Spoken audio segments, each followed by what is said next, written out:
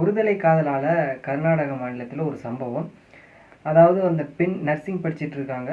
அந்த பெண்ணை பேருந்து நிலையத்தில் வெட்டி கொண்டுட்டு ஓடி போகிறான் அந்த பையன்.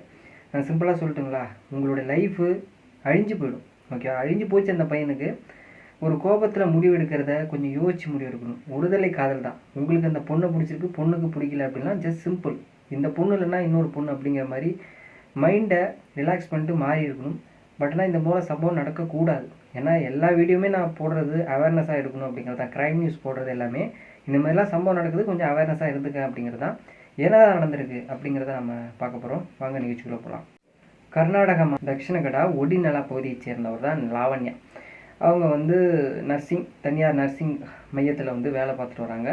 வழக்கம் போல் அவங்க ஈவினிங் வீட்டுக்கு போகிறதுக்கு எல்லாமே நடைபெறுது. அப்போது வந்தவாசி பேருந்து நிலையம் இருக்குல்ல, அங்கே பிசி சாலையில் இருக்கக்கூடிய பேருந்து நிலையத்தில் ஒரு பையன் சேத்தன், 24 வயசு, திடீர்னு வரான். என்ன பண்ணுறானே தெரியல.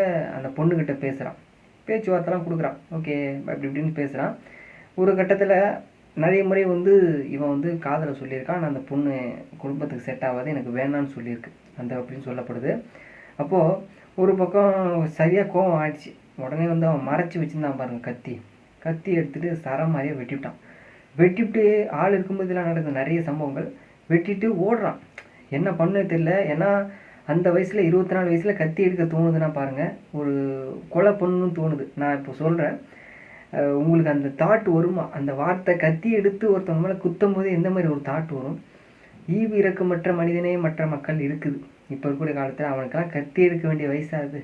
நான் கேட்குறேன், அந்த வயசில் அந்த பையன் ஒருதலை காதலால் அந்த பொண்ணை கொலை பண்ணிருக்கான். நர்சிங் மையத்தில் தான் அந்த அம்மா வேலை பார்த்துருக்கு. ரொம்ப ஏன்னா ஒரு சில பேர் குடும்ப சூழ்நிலை கருதி தன்னுடைய சந்தோஷத்தை விட்டு கொடுத்து வாழ்கிற நிறைய பெண்மணிகளை நான் பார்க்குறேன். எக்ஸாம்பிளுக்கு நிறைய பேர் சொல்லலாம். இது போல் காதல் கல்யாணம் அப்படிங்கிறது எல்லாருக்குமே இருக்கிறதா, அந்த நேச்சுரல் தான், ஹியூமன் பீயிங்ஸுக்கு இருக்கிறது தான். நிறைய பேர் தன்னுடைய குடும்ப சூழ்நிலை குடும்பத்தை மேலே கொண்டு வரும்னு சொல்லிட்டு அதெல்லாம் வேணான்னு சொல்லிட்டு விட்டுருவாங்க. ஆனால் அது அவங்கள மாதிரி இருக்கிறவங்கள ஒரு சில பேர் இந்த மாதிரி ஒரு சில மனிதர்கள் இந்த மாதிரி பண்ணி அந்த பொண்ணுடைய வாழ்க்கையும் போயிடுச்சு, இவனுடைய வாழ்க்கையும் போயிடுச்சு. கிட்டத்தட்ட கொன்னே விட்டான். இந்த மாதிரி என்றைக்குமே ஒரு பொண்ணுக்கு பிடிக்கல அப்படின்னா விட்டுறது நல்ல விஷயம். ஏன்னா ஜஸ்ட்டு வீடியோ கண்டென்ட்டு வியூஸுக்காக போடல, ஓகேவா? லைஃபு கோபம் எந்த நேரம் வந்தாலுமே உங்களுக்கு வரும். ஆனால் அந்த கோபத்தில் ஒரு முடிவு எடுக்கிறீங்க அப்படின்னா தப்பாக தான் இருக்கும், 100%. அந்த பொண்ணுக்கு பிடிக்கலங்கும்போது ஜஸ்ட்டு விட்டுட்டு போயிருக்கலாம். அவேர்னஸாக இருங்க. ஏன்னா யாராக இருந்தாலும் ரோட்டில் போகும்போது பெண்மணிகள், உங்களுக்குலாம் ஒரு அவேர்னஸாக சொல்கிறேன், ஒரு பையனை பார்க்குறீங்க அப்படின்னா பார்த்துட்டு விட்டுருங்க. அவன் பார்வையிலே தெரியும் இவன் எந்த இதில் பார்க்குறான்னு சொல்லிட்டு. நீங்கள் சிரிக்கிற போது தான் அந்த இது மேலே சம்பவங்கள் போகும். அந்த பொண்ணு சிரிச்சுன்னு தான் சொல்லலை. அவேர்னஸாக இருங்க. உங்கள் பொழப்பு, உங்களோட எய்மை நோக்கி போங்க. ஆட்டோமேட்டிக்காக பணம் எல்லாமே வரும்போது உங்கள் லைஃப்பை நீங்கள் ஜாலியாக இருந்துக்கலாம். ஓகே, தேங்க்ஸ் ஃபார் வாட்சிங்.